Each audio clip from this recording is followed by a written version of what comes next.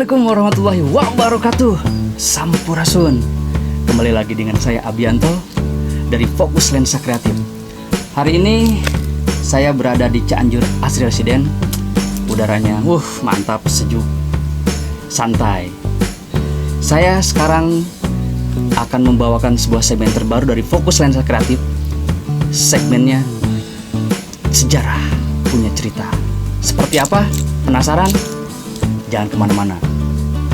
Subscribe dulu, like dulu, comment, and share. Oke? Bumper dulu.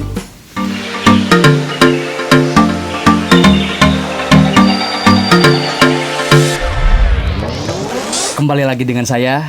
Sesuai yang tadi saya janjikan, kali ini saya akan membahas tentang seseorang.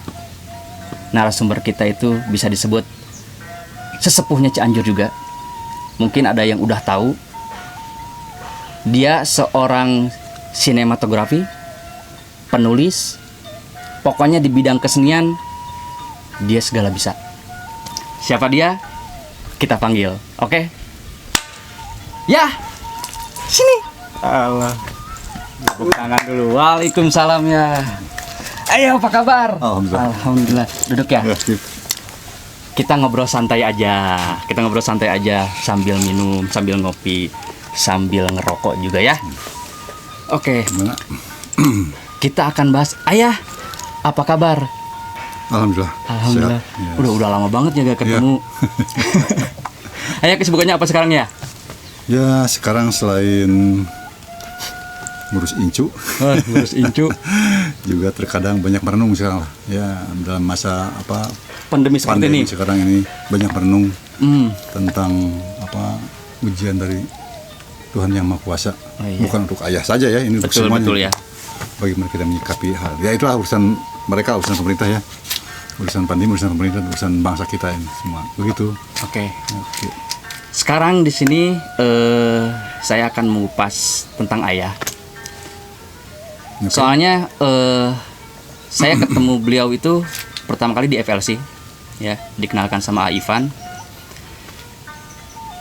Bagi saya, mungkin bagi teman-teman juga, beliau ini figur, makanya disebut ayah juga ya, orang tua buat kita, ya. Terkhusus untuk di kesenian, perfilman, motivator juga. Pokoknya banyak ilmu yang saya dapat dari beliau ini.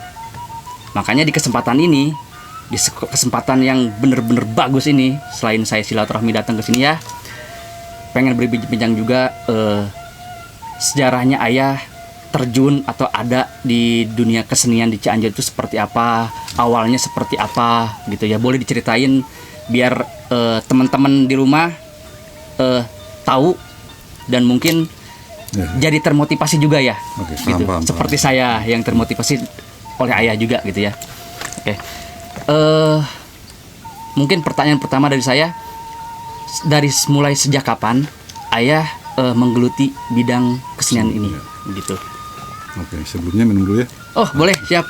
Kita minum dulu biar lebih santai.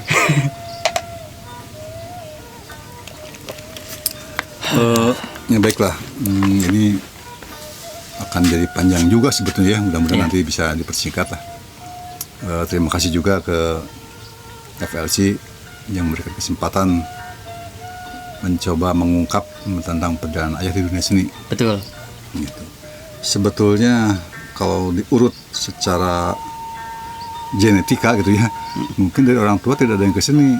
Itu malah ada dari nenek ya. Nenek yang udah ke seni, dia pemain tunil dulunya dari Danela zaman dulu lah. Ya, waktu kita belum lahir lah. Dari nenek katanya, nenek aktif. Kalau sekarang teater, kalau dulu tunil ya. Nah itu sampai ke Singapura segala macam gitu. Nah jadi mungkin itu yang mengalir ke tubuh ayah, darah itulah yang mengajak ke dunia, memperkenalkan ke dunia seni. Jadi sejak SD juga ya sudah mengenal dunia panggung itu. Jadi ada seorang teman senior lah, mungkin SLA pada waktu itu, ayah masih SD. Biasa kalau Agustus itu mengadakan pesta Agustusan, ya kita bikin sandiwara-sandiwaraan. Gitu. Drama-dramaan di panggung-panggung ke-RT-an itu. Sudah muncul di situ. Dan sering itu setiap tahun Ya, panggil cah, bilang kayak, panggil main. Nah, kebiasaan itu lah gampang kan, masyarakat gampang kan, sialah aja. Nah itu tidak tahu mereka bagaimana sih kita mempersiapkan naskah cerita apa yang menarik. Kita sudah berpikir ke arah itu sejak itu. Nah, waktu seiring berjalan waktu, kemudian ya di sekolah di SMP, sekolah belum memberikan ruang, belum ya.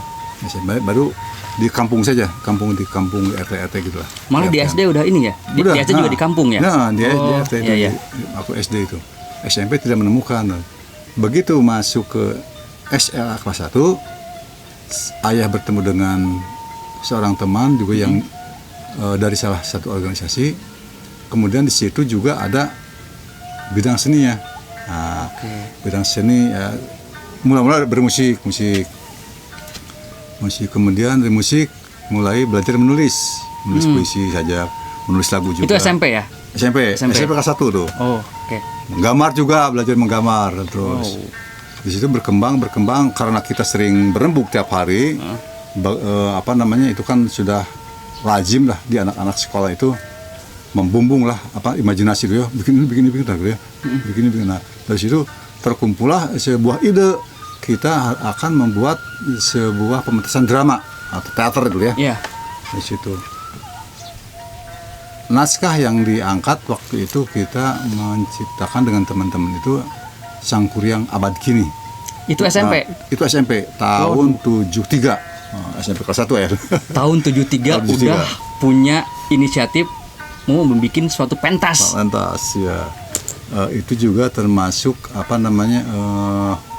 drama musikal ya, dibawa Sang Kuryang itu kan ya legenda Jawa Barat ya, dibawa ke sini musikal, dipadukan dengan musik.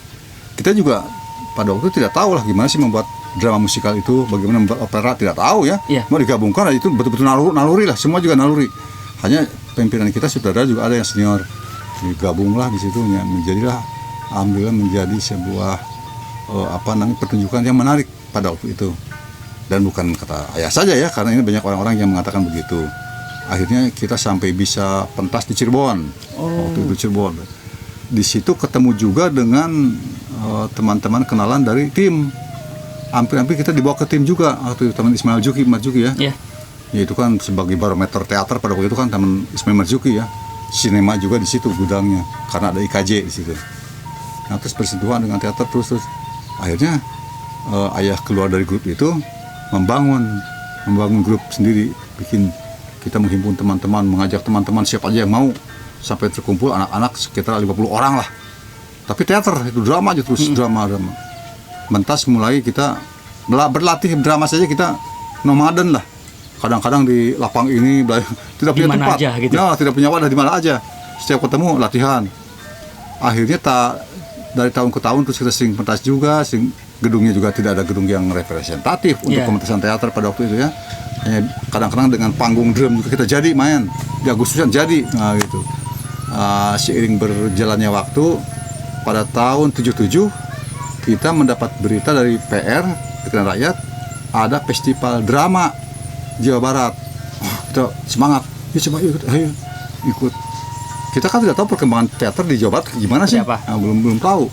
Begitu ke Bandung, kita juga pelangap-pelangap, gini ya teater yuk. Pas masuk, waduh gedungnya juga kan. Itu waktu itu tim ayah dari Cianjur semua? Dari Cianjur semua. Tapi ada pembimbing atau teman kita aja, bisa sama-sama berpikirnya bersama gitu. Tidak ada yang ahli.